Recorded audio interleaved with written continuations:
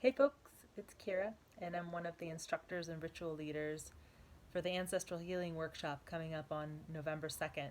And one of the major questions that I get from folks is, how does this work? I mean, how do you really unwind potentially thousands of years of trouble within one's own bloodline? And it's not a super simple answer, but this framework that we teach in this workshop will get you there. And the gist of it is this: it is not the job of the living humans, that's us, the children of those old ones, to handle healing up those who came before us in spirit. It's not our job to do that.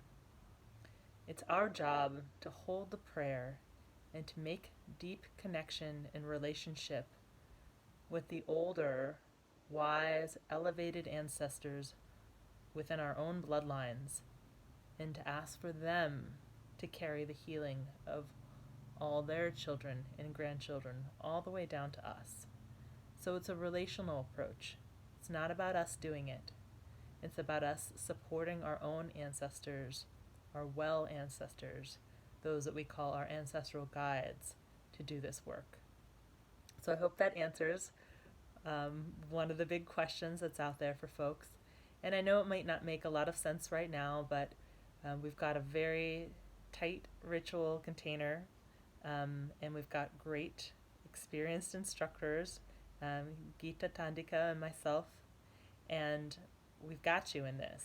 This is possible for you. I've done it. I've seen this happen with many clients, and so has Gita. And if you have more questions about this, you're absolutely welcome to book a free consult with me and ask those questions, get your questions answered. You can do that on my website, rootwisdom.com. There's a free 20-minute consult you can book. And I encourage you, especially this time of year, to get into it, to really find out what can happen when you work with your own ancestors to unwind the old troubles that compound and land in our laps, and to learn to unlock the blessings and the benefits of having those deep connections reestablished.